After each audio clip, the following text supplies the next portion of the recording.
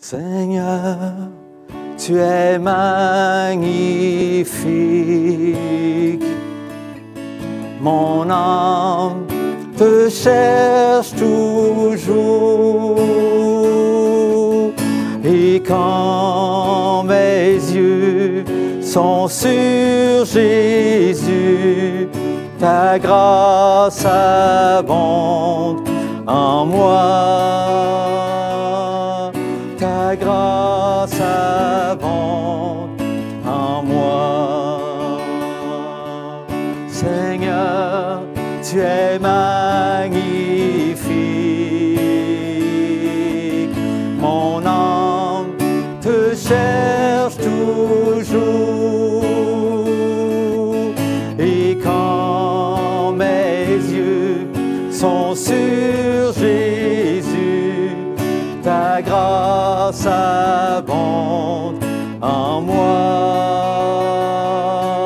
Ta grâce abonde en moi. Seigneur, ranime la flamme. Seigneur, ranime la flamme qui jadis brûlait clairement. Remplace la lampe de mon premier amour, qu'elle brille juste pour toi, qu'elle brille juste pour toi. Seigneur, tu es magnifique. Mon âme te cherche toujours. Et quand mes yeux sont sur Jésus, ta grâce abonde en moi. Ta grâce abonde en moi. Ta grâce abonde en moi.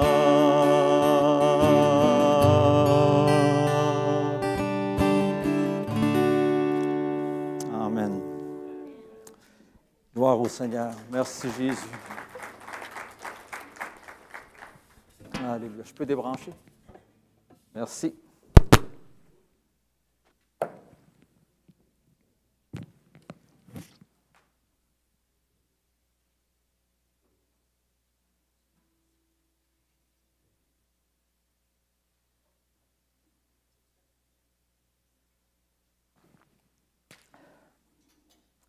Alléluia. Merci Seigneur Jésus.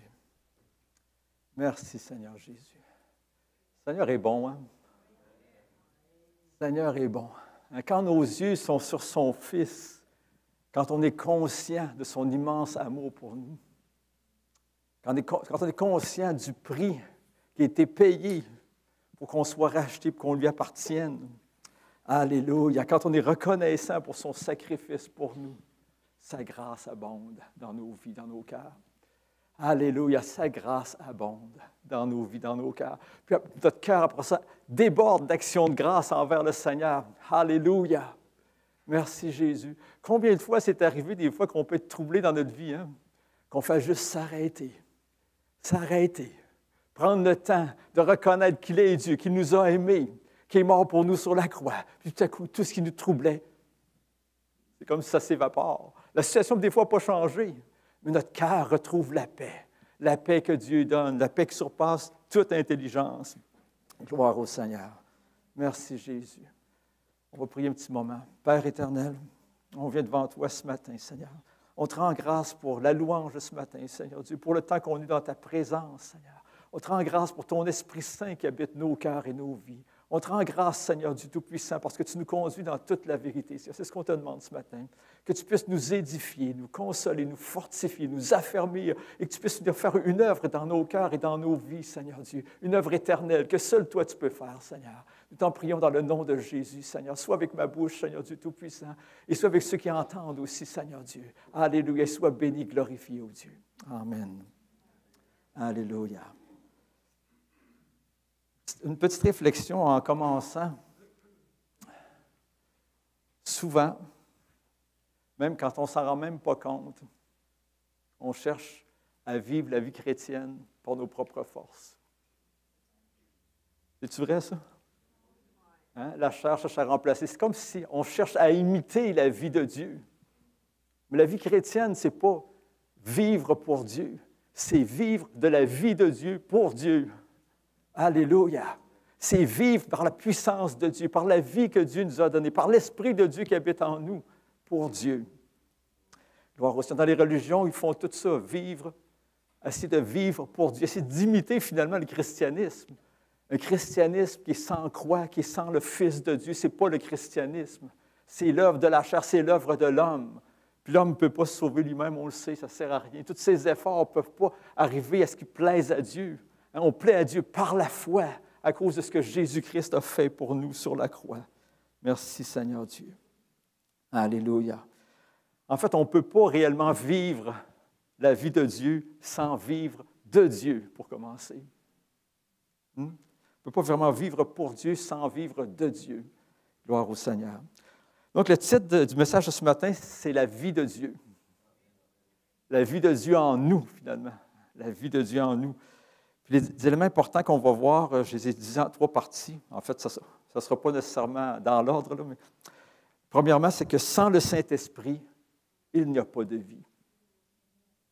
Deuxièmement, le Saint-Esprit est donné seulement et seulement en raison du sacrifice de Jésus-Christ sur la croix. Sinon, on ne pourrait pas avoir le Saint-Esprit. Troisièmement, plus on demeure dans la vérité de l'Évangile, dans le message de la croix finalement, plus on donne la liberté au Saint-Esprit d'agir dans notre vie et à travers nous autres. Plus on demeure dans la vérité de l'Évangile, plus on donne l'opportunité au Saint-Esprit d'agir à travers nous et en nous. Merci Seigneur. Si vous avez vos Bibles ce matin, on va tourner dans le prophète Ézéchiel. C'est rare qu'on commence avec Ézéchiel. Prophète Ézéchiel, puis on va lire le chapitre 47. Ézéchiel, le chapitre 47. Merci Seigneur. On sait que dans ce chapitre-là, ça nous parle, en fait, le titre qu'on a dans notre Bible, dans la mienne, c'est « Le torrent sortant du temple ». Le torrent sortant du temple. Quand on parle d'un torrent, c'est un torrent d'eau, évidemment, et ça représente le Saint-Esprit, la vie de Dieu, finalement. Le contexte d'Ézéchiel 47, c'est le millénium, c'est le règne de 1000 ans de Jésus-Christ sur la terre. On sait qu'au début de ce règne-là, le temple va être reconstruit. Et puis, l'eau de la vie va couler en dessous du temple, comme on va le voir. Le règne de 1000 ans de Jésus-Christ, ça va arriver après l'enlèvement d'Église, évidemment, après les tribulations. Puis on va être avec Christ, on va revenir avec Christ pour régner sur la terre. Ça va? Ça va être un temps extraordinaire. On va le voir dans Ézéchiel 47, ce contexte, c'est extraordinaire, les choses qui vont se passer. Mais aussi, en même temps, ces choses-là, même si elles sont à venir, elles nous parlent pour le temps présent aussi, de la vie de Dieu, qu'est-ce qu'elle peut opérer dans le cœur des hommes, des femmes aujourd'hui. Alléluia! Hein? On l'a vécu par la nouvelle naissance, on peut continuer à le vivre dans notre marche avec le Seigneur. Merci Jésus. Donc, Ézéchiel 47, on va lire le verset 1. « Il me ramena vers la porte de la maison, on parle ici du temple, et voici de l'eau sortait sous le seuil de la maison à l'Orient, c'est-à-dire le côté est, car la face de la maison était à l'Orient, l'eau descendait sous le côté droit de la maison, au midi de l'autel. » Donc, l'eau sortait sous le temple, dessous l'autel. Hein, l'autel, qu'est-ce que ça représente? L'endroit où est-ce qu'on fait le sacrifice. Ça représente que l'endroit où est-ce que Jésus-Christ a été crucifié sur la croix pour nous autres. Et c'est à cause de ça que l'eau peut sortir sous le temple, que le Saint-Esprit peut se répandre et amener la vie partout où ça va, à cause du sacrifice de Jésus-Christ. Merci Seigneur Dieu, l'agneau de Dieu qui ôte le péché du monde, comme on le sait. L'agneau de Dieu qui ôte le péché du monde. Comme l'agneau de Dieu a ôté le péché du monde, aujourd'hui, on peut l'annoncer. Annoncer l'Évangile, que leurs péchés sont pardonnés s'ils croient en Jésus-Christ, s'ils reviennent à lui, s'ils se repentent de leurs œuvres, de leurs péchés. Alléluia. Il y a un événement qui est arrivé dans la vie de Jésus. En fait, une parole qu'il a dite, ça dit au jour de la fête, le dernier jour, ça dit qu'il s'écria « Si quelqu'un a soif, Hein, si quelqu'un a soif, Jésus a dit qu'il vienne à moi et qu'il boive. Il dit, si quelqu'un croit en moi, des fleuves d'eau vive couleront de son sein, comme dit l'Écriture. C'est extraordinaire quand on pense à ça. Hein? Extraordinaire. Jésus nous invite à venir s'abreuver auprès de lui. C'est lui qui est la source du torrent. C'est lui qui est la source de la vie. C'est lui qui est la vie éternelle. Merci Jésus. Verset 2, on va voir un peu l'effet de cette eau-là. Il me conduisit par le chemin de la porte septentrionale, donc le nord, pour sortir du temple. Il me fit faire le tour par dehors jusqu'à l'extérieur de la porte orientale. Et voici, de l'eau coulait du côté droit. Il dit, lorsque l'homme, verset 3, s'avança vers l'Orient, il avait dans sa main un cordeau, il mesura 1000 coudées, il me fit traverser l'eau, et j'avais de l'eau jusqu'aux chevilles. Il mesura encore 1000 coudées, et j'avais de l'eau jusqu'aux genoux. Il me fit encore traverser 1000 coudées, et me fit traverser, et j'avais de l'eau jusqu'aux reins. Il mesura encore 1000 coudées, c'était un torrent que je ne pouvais plus traverser, car l'eau était si profonde qu'il fallait y nager. C'était un torrent qu'on ne pouvait traverser. Gloire à Dieu. C'est comme si partout où l'eau avait de la place, elle s'est comme multipliée. Ça ressemble à ça, hein? C'est comme si l'eau se multipliait en sortant. Et qu'est-ce que Jésus te dit qu'on a dit tout à l'heure? Si quelqu'un a soif, qu'il boive. Moi, je n'ai jamais vu de rivière ou de lac on boit un verre d'eau, quelques verres d'eau. Mais il dit ensuite, des fleuves d'eau vive vont couler de son sein.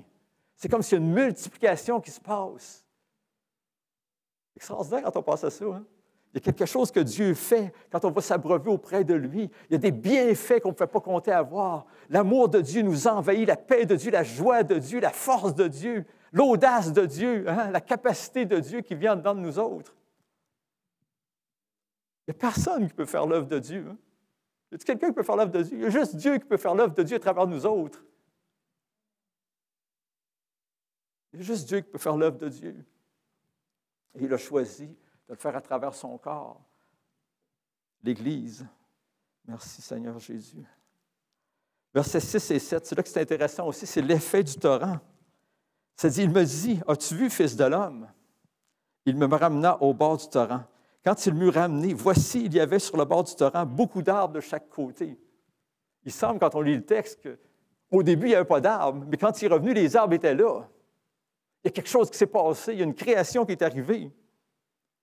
Et quand je dis une création, je le crois vraiment parce que le verset 12 nous dit, sur le torrent, sur ses bords, de chaque côté, croîtront toutes sortes d'arbres fruitiers. Leur feuillage ne se flétrira point. Avez-vous vu des arbres dont le feuillage ne se flétrit point? L'automne, les feuilles tombent. Et leur fruit n'aura point de fin. Ils mûriront tous les mois. Est-ce qu'on voit ça des fois, des arbres qui mûrissent tous les mois? Même l'hiver. Quelque chose qui s'est passé, une nouvelle création qui s'est passée autour de ça. Il dit, parce que les eaux sortiront du sanctuaire. Tout cela parce que les eaux de la vie vont sortir du sanctuaire, vont alimenter toujours ces arbres-là. Leurs fruits serviront de nourriture et leurs feuilles de remède. Quand on pense à ça, quand on est venu à Christ, qu'on a entendu l'Évangile, qu'on s'est repenti de nos péchés, qu'on a cru en lui, qu'est-ce qui est arrivé? La parole de Dieu nous dit, nous sommes devenus une nouvelle créature. Les choses anciennes sont passées, toutes choses sont devenues nouvelles. Il dit qu'il nous a créés à nouveau pour de bonnes œuvres que Dieu a préparées d'avance, afin que nous les pratiquions. Alléluia! Alléluia! Merci Jésus! Il y a des bonnes œuvres, des choses qu'il a préparées d'avance pour qu'on puisse le servir. Il ne nous a pas créés pour qu'on s'assoie simplement, pour qu'on ne fasse rien. Il nous a créés pour qu'on le serve. Il l'a créé pour qu'on le serve, pour que d'abord on apprenne à vivre de sa vie, qu'on apprenne à le connaître, qu'on puisse à le servir par la puissance qui agit en nous. Merci Seigneur Dieu. Alléluia. Alléluia. Si nous autres, on demeure près de la source, en Jésus-Christ, hein? Si on demeure en Jésus-Christ, qu'est-ce qui va arriver? La vie de Dieu, la sève va toujours monter en dedans de nous autres, puis on va porter du fruit à tous les mois de l'année. Alléluia, constamment. Notre feuillage ne flétrira pas non plus. Gloire au Seigneur. On va être toujours enflammé pour le Seigneur, toujours rempli de zèle pour le Seigneur, pour faire sa volonté, parce qu'on va le connaître personnellement. Alléluia. Merci Jésus. Merci Jésus. On va marcher avec lui. Merci Seigneur. On va entendre sa voix. Gloire au Seigneur. Alléluia. C'est bien d'apprendre des choses sur Dieu, mais c'est encore mieux d'apprendre des choses de Dieu. Alléluia. Quand Dieu nous inspire, quand Dieu nous dirige, quand Dieu nous révèle des choses. Gloire au Seigneur. Merci Jésus. Alléluia. C'est merveilleux. Versets 8 à 10. Il me dit, cette eau coulera vers le district oriental, descendra dans la plaine. Dans ce coin-là, c'est un désert. Des arbres vont pousser partout. Descendra dans la plaine, entrera dans la mer. Ici, fait référence à la mer morte. Hein? Lorsqu'elle se sera jetée dans la mer, les eaux de la mer deviendront saines. Verset 9. Tout être vivant qui se meut vivra partout où le torrent coulera. Il y aura une grande quantité de poissons, car là où cette eau en arrivera, les eaux deviendront saines et tout vivra partout où parviendra le torrent. Merci Jésus, ça apporte la vie. Gloire à Dieu. Il dit, des pêcheurs se tiendront sur ses bords depuis En-Gedi jusqu'à En-Eglaïm. Si on regarde, c'est des localités qui sont sur le bord de la mer Morte. C'est pour ça qu'on sait que c'est la mer Morte. On étendra des filets, les filets. Il y aura des poissons de diverses espèces, comme les poissons de la Grande Mer. On parle de la mer Méditerranée, on fait ici la Grande Mer. Ils seront très nombreux. Merci Seigneur Dieu. N'est-ce pas ce que nous étions avant de venir à Christ? On était morts, hein? Séparés de Dieu à cause de nos fautes. La mer Morte est salée, elle est amère. Notre vie aussi était amère. Souvent, elle n'avait pas de but non plus dans la vie. On n'avait pas de direction. On n'avait pas d'espérance réelle. Hein? Là, maintenant, on a une espérance. C'est quoi l'espérance? On sait que ça va arriver. On ne sait pas quand, mais on sait que ça va arriver. On a l'espérance que l'enlèvement va arriver. On ne sait pas quand, mais on sait qu'il va arriver l'enlèvement. On a l'espérance que si on meurt, on s'en va avec le Seigneur. On ne sait pas quand est-ce qu'on va mourir, mais on sait qu'on va aller avec le Seigneur. C'est ça l'espérance, c'est une assurance. C'est quelque chose de vrai, quelque chose qui est sûr, qui est fondé sur la parole de Dieu, qui va arriver. Gloire au Seigneur. Alléluia. Donc, ça nous rappelle que la mer Morte, ça nous rappelle qu'on était morts par nos péchés, par nos offenses. Étrangers à la vie de Dieu. Hein? Stériles concernant les choses de Dieu. Connaissant pas ces choses-là. On avait une vie amère. Une vie d'esclavage. L'esclavage de la chair, des pensées, du diable, du menteur. Mais Jésus nous a donné la liberté. Jésus nous a donné une vie abondante. Il est venu avec les brebis et la vie, et qu'elle est avec abondance. Hein? Cette abondance d'amour, cette abondance de paix, cette abondance de joie. Cette vie-là, il venait apporter la vie dans notre cœur, là où il y avait de la mort. Il venait apporter comment je pourrais dire, la joie où il y avait le désespoir. Il venait apporter la paix où il y avait l'angoisse. Il venait apporter l'amour où il y avait de la haine. Cette vie-là peut tout changer sur son passage. Alléluia. Merci Jésus. Et comme on le sait, on est devenu le temple du Saint-Esprit. Le temple, ça parle encore une fois beaucoup, le temple. Dans le temple, il y avait quoi? Un autel. Un autel, on offrait des sacrifices. Ça veut dire qu'il faut rester conscient du sacrifice de Jésus-Christ. On va en parler plus tard, quel effet que ça a sur nous autres quand on en est conscient. Hein? C'est l'humilité, évidemment, que ça nous donne, parce qu'on sait qu'on ne peut pas se sauver soi-même, qu'on ne peut rien produire de bon par nous autres-mêmes, mais que c'est juste en comptant sur la grâce de Dieu. Merci Jésus. Verset 11. « Ces marais, ces fosses ne seront point assainis, ils seront abandonnés au sel. » Moi, ce que ça me parle, c'est que dans le fond, c'est que durant le millénium, ça ne sera pas encore la perfection complète.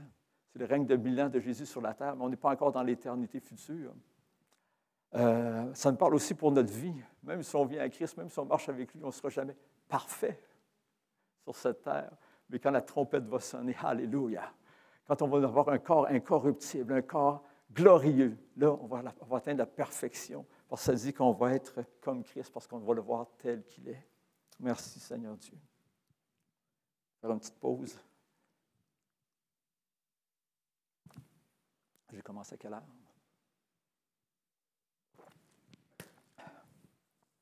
Merci, Seigneur Dieu. Merci. Alléluia. Ce texte d'Ézéchiel aussi, on pourrait le voir aussi d'une autre façon. Bien, en fait, c'est un peu la même façon, mais différente dans le sens quand l'Église est née. Hein, l'Église est née le jour de la Pentecôte. Le Saint-Esprit était répandu. Pierre a prêché un message glorieux. 3000 âmes se sont joints au Seigneur à peu près. L'Évangile a commencé à Jérusalem, puis s'est étendu partout. Partout c'était prêché. Ça a apporté la vie chez les gens qui étaient là autour. Et on sait que les apôtres, à ce moment-là, ont prêché dans le monde connu d'alors, le monde entier connu d'alors. Merci, Seigneur Dieu. OK. Je pense que là, ça nous donne l'espérance pour le futur. Hein? Le millénium, ça va être sûrement beau. Puis en même temps, je pense que ça nous parle pour aujourd'hui. Comment est-ce qu'on peut avoir en Jésus-Christ peut-être, je pourrais dire, donc, beaucoup plus qu'on a présentement. Hein? On peut peut-être vivre quelque chose de beaucoup plus grand qu'on peut vivre présentement. Quand on pense à quelqu'un comme l'apôtre Paul, qui s'est donné au point de ne pas faire aucun cas pour sa vie, comme il disait, il dit, pourvu que j'accomplisse ma course avec joie, il fallait que quelque chose soit passé dans son cœur, dans sa vie. Il fallait qu'il y ait quelque chose qui le soutienne. Alléluia, il y a la puissance de Dieu en lui. Merci, Seigneur Jésus. Et maintenant, revenons à notre époque. Ce que j'ai eu à cœur de faire, c'est que pour expliquer certaines choses, c'est de revenir à la base de l'Évangile, puis on va progresser quand même assez rapidement, juste pour expliquer certaines choses. Premièrement, je pense que j'ai 9 points que j'ai mis. Premièrement, où est-ce que se trouve la vie éternelle? Oui, on sait que ce n'est pas dans une chose. Il n'y a pas de potion magique non plus. Ce n'est pas dans la science. Des scientifiques qui disent qu'à un moment donné, l'homme va vivre à peu près 1000 ans avec tous les remèdes, etc. Faire rajeunir tout ce que tu veux. Mais ce n'est pas la vie éternelle pareil. Tu étends cette vie qu'on a là, cette vie qui a eu la malédiction à cause du péché. Pardon? Celui qui a le Fils a la vie. On va en parler. Ce n'est pas aura la vie, mais il a la vie. C'est très important. OK, cette vie-là n'est pas produite par nos œuvres, on le sait. Hein? Pas produite par nos efforts. On ne peut pas la trouver dans les religions. Les religions, c'est toujours un effort de l'homme pour essayer de plaire à Dieu. Toujours une invention de l'homme pour essayer de trouver un chemin vers Dieu qui ne marche pas. Il y a un cul-de-sac. La vie n'est même pas dans la connaissance de la parole de Dieu. La parole de Dieu doit nous conduire à celui qui est la vie éternelle, qui est Jésus-Christ. Alléluia. On va juste lire 1 Jean chapitre 1, versets 1 et 2 pour voir que je ne dis pas n'importe quoi. Là. 1 Jean chapitre 1, versets 1 et 2. Ce qui était dès le commencement, ce que nous avons entendu. L'apôtre Jean dit, on l'a entendu. Hein? Ce que nous avons vu de nos yeux. L'apôtre Jean l'a vu, il a marché avec le Seigneur pendant 3 ans et demi. Ce que nous avons contemplé et que nos mains ont touché concernant la parole de vie. Car la vie a été manifestée. Alléluia! Il dit, la vie a été manifestée. Ce n'est pas un homme comme les autres. Hein? Il dit, la vie a été manifestée. Nous l'avons vue et nous lui rendons témoignage et nous vous annonçons la vie éternelle qui était auprès du Père et qui nous a été manifestée. Jésus était la vie éternelle. Il est la vie éternelle. Le Père est la vie éternelle. Il a la vie en lui-même. Le Fils a la vie en lui-même. Le Saint-Esprit a la vie en lui-même. Qu'est-ce que la vie éternelle? Deuxième point.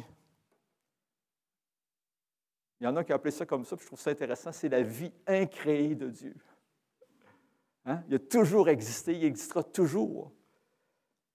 C'est celui qui s'est appelé « Je suis ». Même Jésus, quand il discutait avec les Juifs, il a dit « Avant qu'Abraham fût ». Il dit « Je suis ».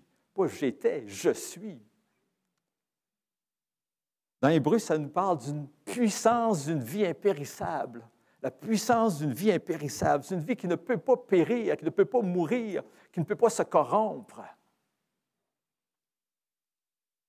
C'est une puissance qui peut tout guérir, qui peut créer à nouveau, qui peut ressusciter les morts, qui peut restaurer toutes choses dans nos cœurs, dans nos vies. Elle est en Jésus-Christ, dans sa nature. Elle est accessible pour nous autres. Comment? Le seul chemin, la croix. Par la croix. Par la croix de Christ. Pas d'autre façon d'y avoir accès à cette vie-là.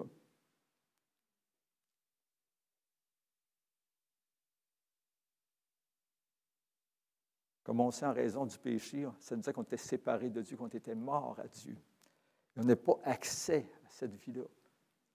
Aucune religion ne donne accès à cette vie-là, comme on l'a mentionné tantôt. Aucun effort humain ne peut donner accès à cette vie-là. La seule œuvre qui nous permet d'avoir accès à cette vie-là, c'est le sacrifice de Jésus-Christ, notre foi, notre confiance en ce sacrifice. En fait, Dieu voulait rétablir l'homme, restaurer la communion avec l'homme après la chute d'Adam, comme on le sait. Et là, ça lui prenait un juste. Il y a même un passage dans les psaumes qui dit que Dieu regarde sur la terre, puis il ne voit pas de juste, il n'en trouve pas un seul, pas même un seul, pas même un seul. Alors Dieu lui-même est venu, s'est incarné, est venu sur la terre pour être le seul juste qui a jamais marché sur cette terre. Le seul juste qui a marché sur cette terre, c'est Jésus-Christ. Et ça nous dit que lui, juste, a payé pour nous, injuste, afin de nous amener à Dieu. Alléluia, alléluia, gloire au Seigneur. Donc, cinquièmement, comme on le sait, c'est que l'homme doit se repentir, la femme doit se repentir, les enfants doivent se repentir et croire à ce sacrifice pour avoir la vie éternelle. Là, on passe de la mort à la vie. Hein? On passe du royaume de Satan au royaume du Fils de son amour. Gloire à Dieu. On passe des ténèbres à la lumière. On reçoit le pardon des péchés et l'héritage avec les sanctifiés. Gloire au Seigneur. Alléluia. Mais il y a quelque chose encore de plus important, de plus beau, en fait, même plus beau encore que tout cela qui est arrivé. Je trouve ça encore plus beau. Romains chapitre 6 et versets 3 à 5.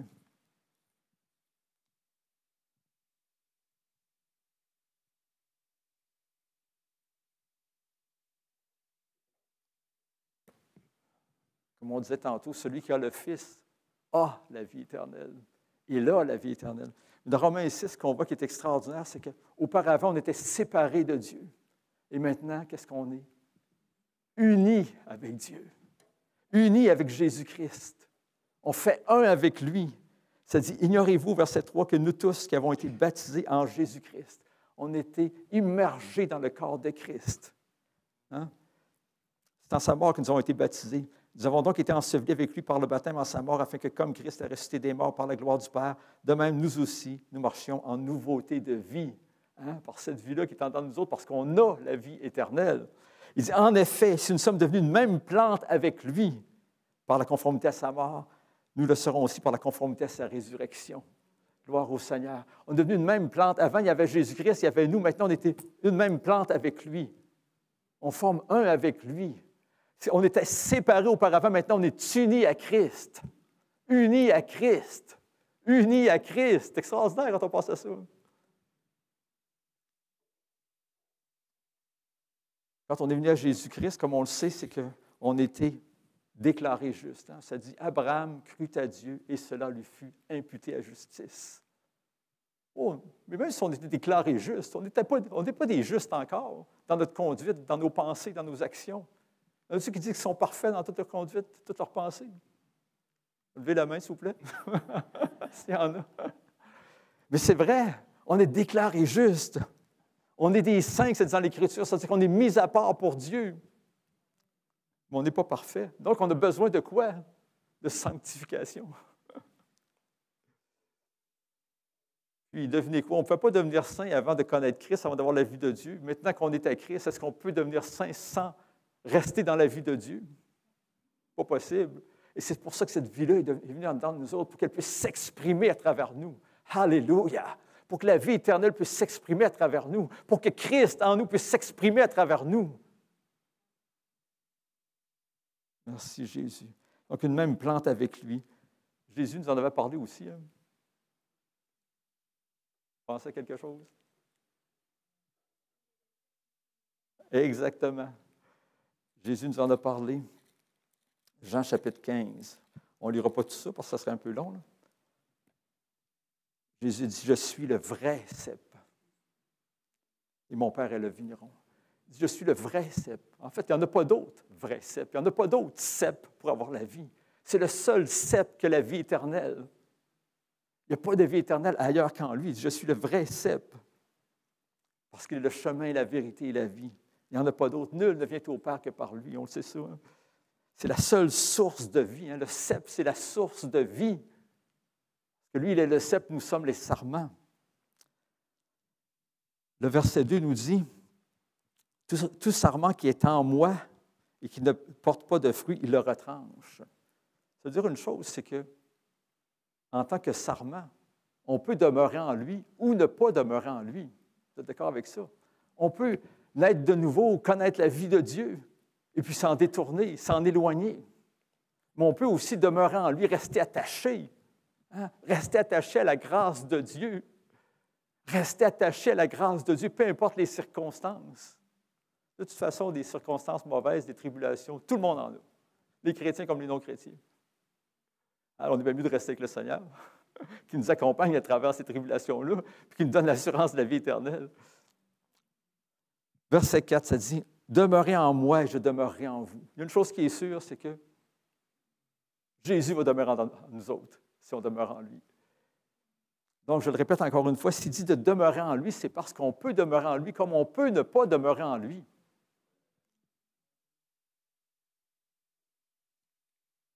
Et on sait que c'est une nécessité de demeurer en lui si on veut que la vie puisse se manifester à travers nous autres. Puis en tant que chrétien, c'est ce qu'on veut. Hein?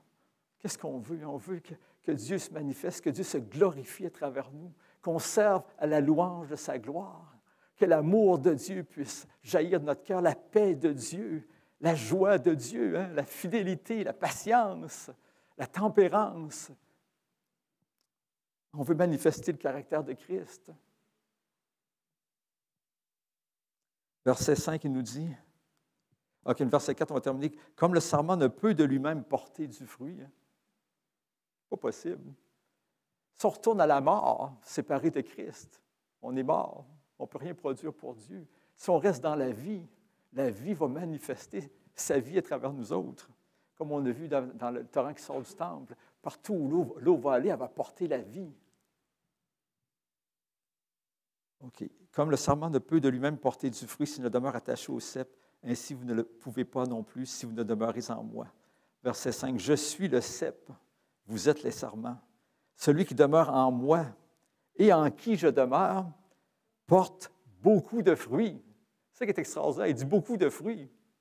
Il n'a pas dit maximum 50, maximum 60, maximum 70. Il dit beaucoup de fruits.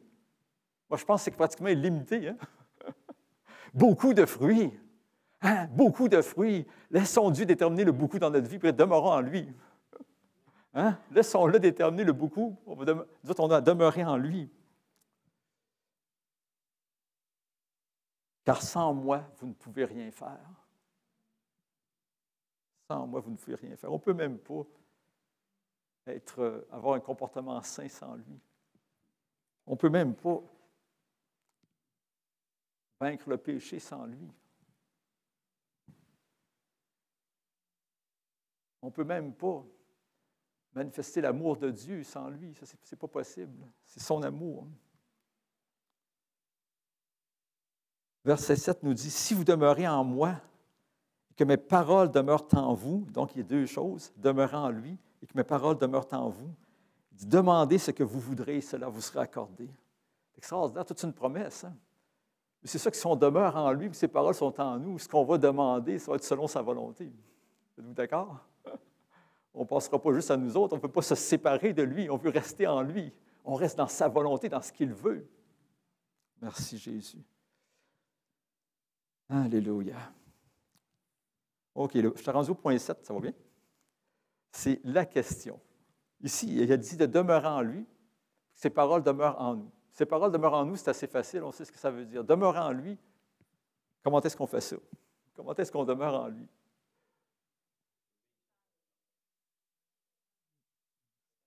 C'est un point, mettre en pratique la parole, c'est un point. Moi, je vais renverser cette question-là par une autre question. Comment est-ce qu'on est entré en lui? Ah ah! La repentance et la foi. Donc, comment est-ce qu'on demeure en lui? Repentance et la foi. Et la foi en quoi? En son sacrifice, en Jésus-Christ, qui il est et ce qu'il a fait pour nous. Pas juste la foi dans la parole de Dieu, dans la foi en lui, parce que la parole de Dieu pointe vers lui.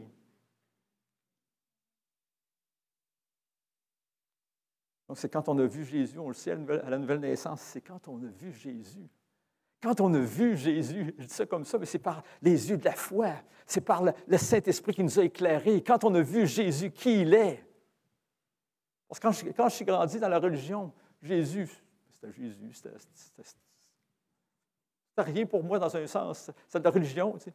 Mais quand on a vu Jésus, qui il était, le Fils de Dieu, le Roi des rois, le Seigneur des seigneurs, le Tout-Puissant qui est venu dans un corps d'homme, qui s'est manifesté sur cette terre, qui a marché sur cette terre comme un homme et qui a souffert sur la croix pour nos péchés, quand on a vu ces choses-là, puis notre cœur a été touché, on s'est repenti, puis on a cru en lui. Merci Seigneur Dieu. Merci Seigneur Dieu. Donc, on demeure en lui. Quand on demeure dans la foi en qui est Jésus-Christ et ce qu'il a fait pour nous. Êtes-vous d'accord avec ça? On sait aussi que si on ne demeure pas dans le vrai Évangile, on ne demeurera pas non plus en lui. Si on compte sur nos œuvres, sur nos réalisations, sur ce qu'on a fait, sur notre travail dur qu'on fait comme chrétien pour plaire à Dieu, on ne demeure pas vraiment en lui. Même pas à la fin de sa vie, qu'est-ce qu'il dit? Il n'a pas dit hey, la couronne de gloire va m'être accordée, j'ai fait ci, j'ai fait ça, j'ai prêché l'Évangile, je n'ai pas lâché, j'ai été battu, j'ai continué pareil, etc. Il dit non, j'ai achevé la course, j'ai combattu le bon combat, j'ai gardé la foi. J'ai gardé la foi. J'ai gardé la foi. Il ne comptait pas sur ses propres forces rendu à la fin de sa vie. Il ne comptait pas sur ses réalisations, il comptait sur le Christ qui a souffert pour lui. Alléluia. Merci Jésus. Ou si on se détourne, qu'on va vers le péché, c'est sûr qu'on ne demeure pas en lui. Ça ne veut pas dire qu'on perd notre salut, mais on doit revenir pour avoir la vie, pour rester dans la vie. Et puis quand je dis ça ne veut pas dire qu'on perd notre salut. Si on persévère dans cette voie-là, puis on renie Christ, bien, c'est sûr qu'on va se perdre. OK, donc, Jésus a expliqué ces choses-là dans Jean au chapitre 6, comment demeurer en lui.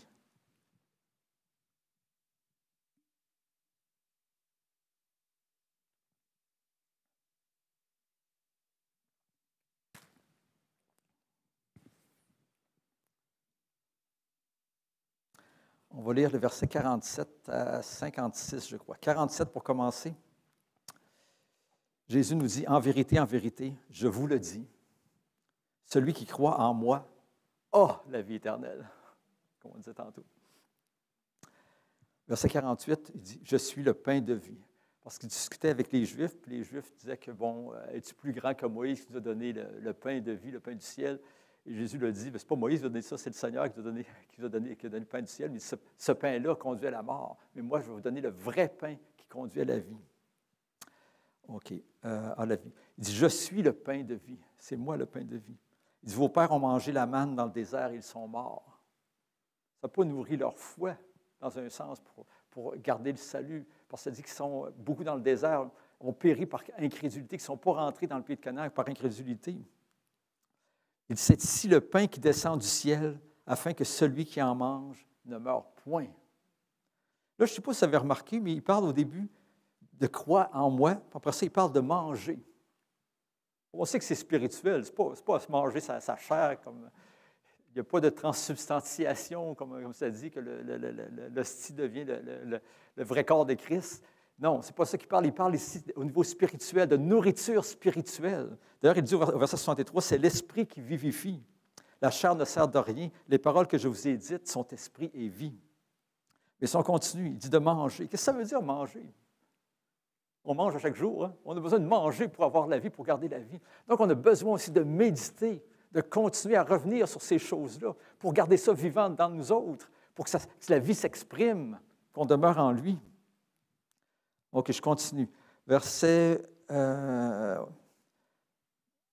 51. « Je suis le pain vivant qui est descendu du ciel. » Donc, Jésus nous dit encore une fois ici que il dit, j'ai toujours existé. Je n'ai pas commencé à exister quand je suis né ou quand j'ai été conçu. Il dit, je suis le pain vivant descendu du ciel. J'existais toujours. Je suis le pain vivant descendu du ciel. Si quelqu'un mange de ce pain, qui est éternel, il vivra éternellement. Et le pain que je donnerai, c'est ma chair que je donnerai pour la vie du monde. Comme on le sait, il est mort pour nous sur la croix. Là-dessus, les Juifs se disputaient entre eux. Ils disaient, comment peut-il nous donner sa chair à manger? Jésus leur dit, en vérité, je vous le dis, si vous ne mangez la chair du Fils de l'homme et si vous ne buvez son sang, vous n'avez pas la vie en vous-même. Pour avoir la vie en nous autres-mêmes, il faut continuer dans cette vérité-là. Verset 54, il dit, celui qui mange ma chair et qui boit mon sang a la vie éternelle, et je le ressusciterai au dernier jour.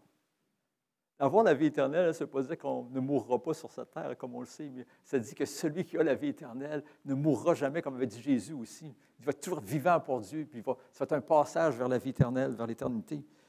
Le verset 56, qui est très explicite, qui nous dit, verset 55 avant, « Car ma chair est vraiment une nourriture et mon sang est vraiment un breuvage. Il dit, celui qui mange ma chair et qui boit mon sang demeure en moi. » Donc, on a ici la clé que Jésus nous a donnée. Comment est-ce qu'on demeure en lui? Il dit, celui qui mange ma chair et qui boit mon sang, celui qui garde vivant, qui médite ces choses-là chaque jour à cause du sacrifice de Jésus-Christ, c'est ce qu'il a fait pour nous sur la croix, de qui il est et qu'est-ce qu'il est venu faire. Celui qui le loue, qui le met dans la louange, cet évangile, qui est le Fils de Dieu, et toutes ces choses-là, garde ça vivant dedans de lui. Il demeure en lui à ce moment-là. C'est pour ça que c'est si important le message de la croix, l'Évangile, autant dans notre louange, dans notre culte personnel, dans le temps de prière, dans toutes ces choses-là, de rester ça vivant dans nous autres.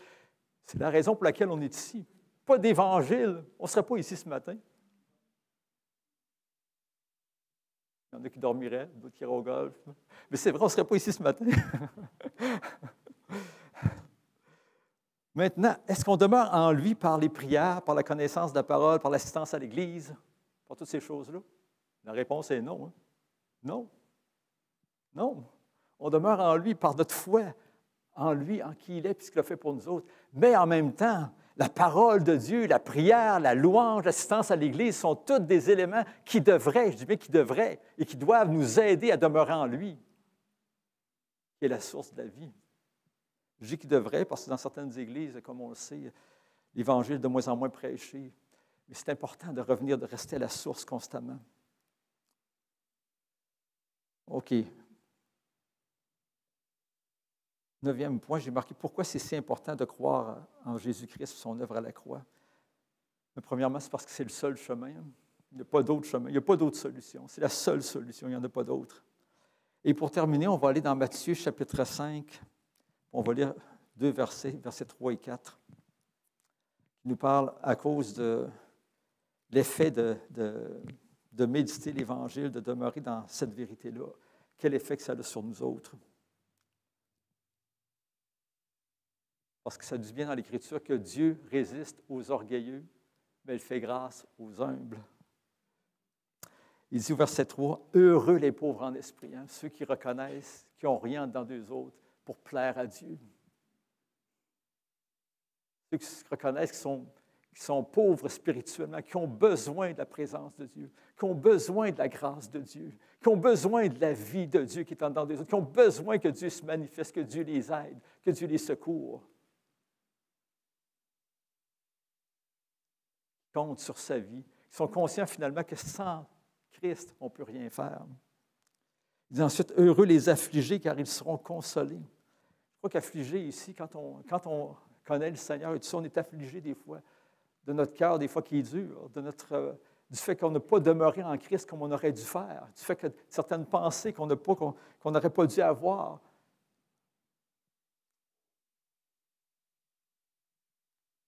Et on compte donc sur sa grâce, on revient au Seigneur et on compte sur sa grâce pour marcher dans ses voies. On reconnaît qu'on ne peut rien produire de bon, puis on lui demande qu'il puisse nous aider à travers cela. Merci, Seigneur Jésus.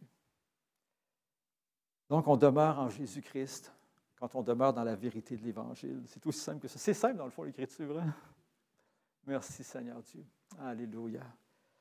Peut-être la prochaine fois, je vais continuer un peu dans la même veine, mais un niveau un petit peu différent dans le sens que, au niveau du service pour Dieu.